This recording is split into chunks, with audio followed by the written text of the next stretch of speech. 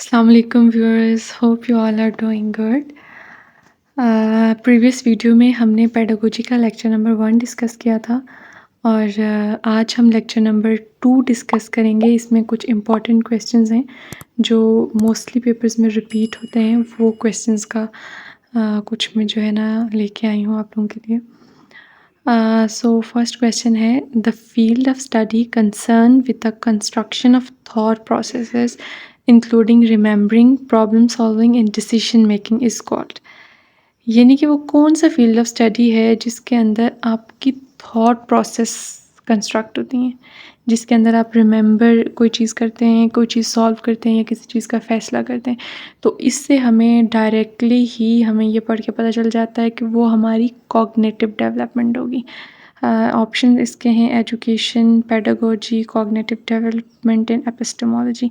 तो जितने भी related to thinking, remembering, problem solving, decision making, तो ये सारी चीज़ें आपकी कॉग्निटिव डेवलपमेंट के अंदर आ जाती हैं।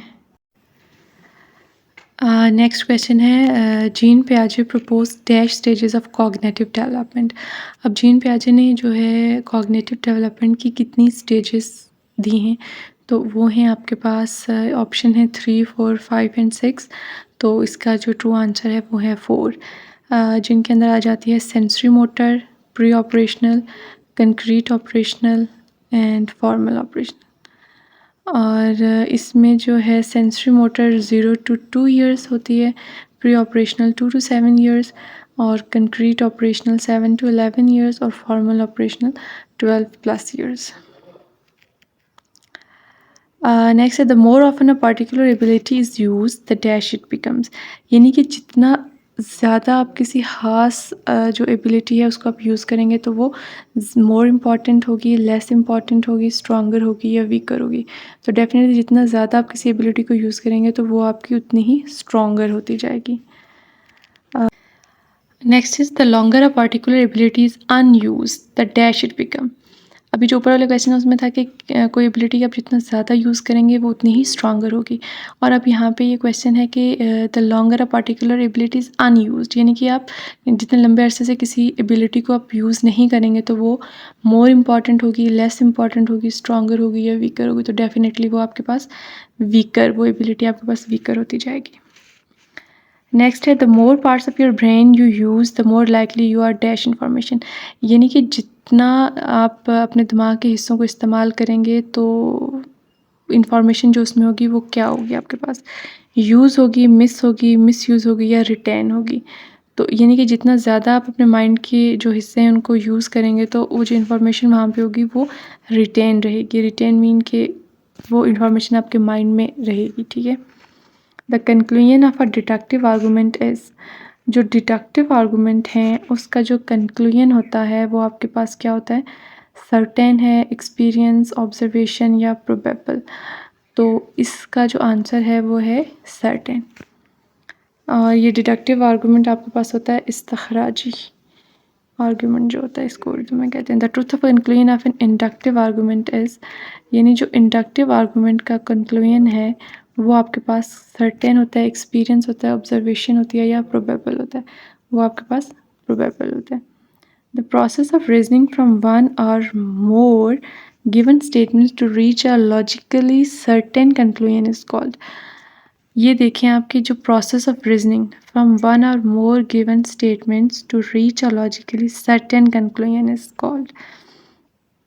यानी ऐसा प्रोसेस जिसके अंदर आप जो रीजनिंग देते हैं ना वो एक या एक से ज़्यादा गिवन स्टेटमेंट्स के थ्रू देते हैं कि वो एक लॉजिकली सर्टेन कंक्लूजन दे। तो वो आपके पास होता है डिडक्टिव रीजनिंग। इस चीज़ को आपने माइंड में रखना है क्योंकि डिडक्टिव में ये होता है कि आपके पास जो रीजनिंग होगी एक या एक से ज़्यादा गिवन स्टेटमेंट्स को आप लेते हुए एक लॉजिकल सर्टेन कंक्लूजन के ऊपर आप जाते हैं, तो वो आपके पास डिडक्टिव रीजनिंग होती है। और ऑप्शन इसमें है inductive, qualitative and quantitative. Next इसी का है जो आपके पास एंटी होगा, यानी कि the reasoning in which the given statements are viewed as supplying strong evidence for the truth of the conclusion is called.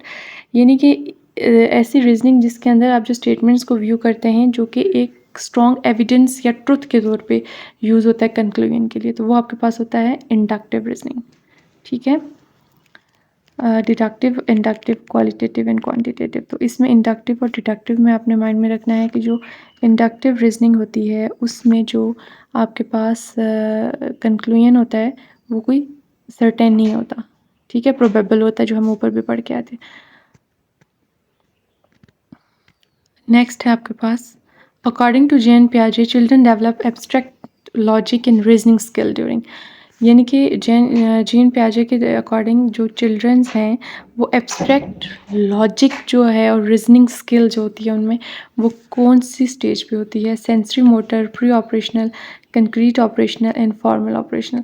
तो वो होती है फॉर्मल ऑपरेशनल स्टेज के अंदर, और इसमें जो बच्चे की एज होती है वो 12+ ईयर्स होती है, मीन 12 से स्टार्ट होती है तो ऑनवर्ड्स जाती है। Childrens are usually egocentric during, जो चिल्ड्रंस होते हैं यानी जो बच्चे हैं वो मोस्टली ईगो सेंट्रिक कौन कौन से स्टेजेस के अंदर होते हैं, sensory motor, pre operational, concrete operational, formal operational and sensory motor. तो ये है सेंसरी मोटर और प्री ऑपरेशनल, यानी ये जो आपके पास सेंसरी मोटर है 0 to 2 ईयर्स और प्री ऑपरेशनल आपके पास है 2 to 7 ईयर्स में जो बच्चे हैं वो इकोसेंट्रिक होते हैं। अकॉर्डिंग टू जीन पियाजे childrens are no longer egocentric, यानी कि जीन पियाजे के अकॉर्डिंग चिल्ड्रन जो हैं वो कौन से स्टेज में जब एंटर होते हैं तो वो इगोसेंट्रिक नहीं रहते, तो वो है कंक्रीट ऑपरेशनल स्टेज के अंदर, यानी सेंसरी मोटर और प्री ऑपरेशनल में वो इगोसेंट्रिक होते हैं, और जैसे ही वो कंक्रीट ऑपरेशनल यानी कि 7 to 11 ईयर्स की तरफ की जो स्टेज के अंदर आते हैं तो उनका इगोसेंट्रिक जो होती है वो ख़त्म हो जाती है। अकॉर्डिंग टू पियाजे theory of cognitive development, the concrete operational stage started at the age of, यानी कि जान पियाजे के अकॉर्डिंग जो कॉग्निटिव डेवलपमेंट की कंक्रीट ऑपरेशनल स्टेज है वो कौन सी एज से स्टार्ट होती है, तो वो एज 7 ईयर्स से कंक्रीट ऑपरेशनल स्टार्ट होती है। ये मैं आपको स्टार्ट में भी बता दिए, sensory motor 0 to 2 years, pre operational 2 to 7 years, concrete operational 7 to 11 years और फॉर्मल ऑपरेशन 12+ ईयर्स। इनमें से कोई ना कोई क्वेश्चन इन स्टेजेस से रिलेटेड मस्ट होता ही होता है, तो इसको ध्यान से आप लोग देख लें। नेक्स्ट है अकॉर्डिंग टू पियाजे theory of cognitive development the formal operational stage start at age of, पियाजे थ्योरी के अकॉर्डिंग, डेवलपमेंट के अकॉर्डिंग जो फॉर्मल ऑपरेशनल स्टेज है वो स्टार्ट होती है कौन सी एज में, 3, 7, 11 एंड 15। तो यहाँ पे ये 11 एट दी एज, यहाँ पे वैसे बेसिकली 12+ ईयर्स में होती है, लेकिन यहाँ पे उन्होंने जो है पूछा हुआ है कि ऑप्शंस में 11 गिवन है, तो यहाँ पे हम 11 को ही टिक करेंगे क्योंकि 11 to 12 करीब करीब ही हैं। 12 फॉर्मल ऑपरेशनल स्टेज जो है वो 12+ ईयर होती है, यानी कि 7 to 11 ईयर्स कंक्रीट ऑपरेशनल होती है ना, तो 11 से ऑनवर्ड्स जो होगी वो आपके पास फॉर्मल ऑपरेशनल होगी। The most recent response is most likely to, जो रिस्पॉन्स जितना रिसेंट होता है वो उतना ही जल्दी आप उसको क्या करते हैं, ये आपने देखना है कि फॉरगेट हो जाएगा, कंप्रोमाइज़ हो जाएगा, रीअकर होगा या नॉट अकर अगेन। तो ये जो जितना रिसेंट रिस्पॉन्स होता है वो उतना ही उसके रीअकर होने के चांसेस ज़्यादा होते हैं। नेक्स्ट है Rousseau advocated an educational method which consisted of removing the child from, यानी कि रूसो ने इस बात पे जोर दिया है कि यानी ऐसा एजुकेशनल मेथड हो जिसमें बच्चे को जो है वो आप रिमूव कर दें, कहाँ से, स्कूल से, बर्डन से, पास्ट मेमोरी या सोसाइटी से। तो ये है यहाँ पे इसका आंसर है society. Who advocated removing child from their mothers cares and raising them as word of the state, as wards of the state, यानी कि इसमें आपसे ये पूछा जा रहा है कि किसने इस बात के बारे में कहा या तलकीन की कि जो है बच्चों को मदर केयर से निकाल के उसे state wards of the state के तौर पे उसे राइज किया जाए। तो ये इसके ऑप्शन हैं Socrates, Plato, Aristotle and John Locke. तो true answer is Plato. The famous book the Republic was, famous book जो है द रिपब्लिक वो किसने लिखी थी, was written by Socrates, Plato, Aristotle and John Locke. तो ये लिखी थी प्लेटो ने। All who have meditated on the art of governing mankind have been convinced that the fate of empires depends on the education of youth. This is the saying of Aristotle, Socrates, Plato and John Locke. इसका मतलब ये है कि जिन लोगों ने बनीनू इंसान पर हुकूमत करने के फ़न पर गौर किया, वो इस बात पर कायल हैं कि सल्तनतों की तकदीर नौजवानों की तालीम पर मुनहसर है। ये किसने बोला है? ये बोला है जी एरिस्टोटल ने। The Waldorf education approach emphasizes a balanced development of, यानी कि जो Waldorf education approach है वो किस चीज़ पे जोर देता है कि एक बैलेंस डेवलपमेंट होना चाहिए किसके बीच में, head and heart, head and hands, heart and hands and heart and hands। तो इसका ट्रू आंसर है head, heart and hands। Plato believe that talent and intelligence are, Plato का ये यकीन है कि जो टैलेंट और इंटेलिजेंस है वो डिस्ट्रीब्यूटेड होती है genetically, not distributed genetically, distributed gender wise and not distributed gender wise. तो यानी कि प्लाटो के अकॉर्डिंग जो टैलेंट और इंटेलिजेंस है वो जेनेटिकली डिस्ट्रीब्यूटेड नहीं होता। A priori knowledge is knowledge that is known independently of experience, analysis, information, experience and evidence। यानी कि जो प्रायरी नॉलेज होता है वो ऐसा नॉलेज है जो कि इंडिपेंडेंटली होता है एक्सपीरियंस से।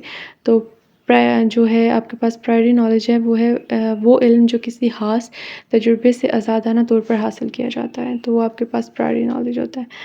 और नेक्स्ट है आपके पास, a posterior knowledge is a knowledge that is known by. एक पोस्टीरियर नॉलेज ऐसा नॉलेज है वो जिसको जो जाना जाता है एनालिसिस से, इंफॉर्मेशन से, एक्सपीरियंस से एंड एविडेंस से, तो वो है एक्सपीरियंस से। ठीक है, और ये वो इल्म है जो तजुर्बे से हासिल करता है और मुशाहिदा और साबिक़ा जो मालूमात होती है उसकी बुनियाद पर इसे सच माना जाता है और इसे यानी कि इसे सबूत की ज़रूरत होती है और ये लॉजिकल थिंकिंग से डिराइव्ड नहीं होता। नेक्स्ट है according to John Locke, a child's mind does not contain any. John Locke के अकॉर्डिंग जो एक बच्चे का जो दिमाग है वो उसके अंदर किसी किस्म के क्या चीज़ नहीं होती, तो वो इन्नेट आइडियाज़ हैं, मेमोरी, ऑब्जर्वेशन, इमेजिनेशन। यानी कि मेमोरी भी वो है होती है, उसमें ऑब्जर्वेशन भी वो कर सकता है, इमेजिनेशन भी हो सकती है, बट जो इन्नेट आइडियाज़ हैं, फितरी ख्यालात जो होते हैं वो बच्चे के माइंड के अंदर नहीं होते। और ये था आज का लेक्चर नंबर 2 पेडागोजी से रिलेटेड। होप्स हो कि आप लोगों को समझ आई होगी और आप देख लें इसी से रिलेटेड आप जो है वो तैयारी अपनी जारी रखें, पेडागोजी के पोर्शन को ज़्यादा से ज़्यादा करने की कोशिश करें क्योंकि मोस्टली जो पेपर होता है वो पेडागोजी के पोर्शन से रिलेटेड होता है। तो नेक्स्ट आने वाले कुछ डेज़ में भी मैं वीडियोज़ अपलोड करती रहूँगी पेडागोजी से related. So do like, share and subscribe my YouTube channel. Till then, Allah Hafiz, take very good care of yourself.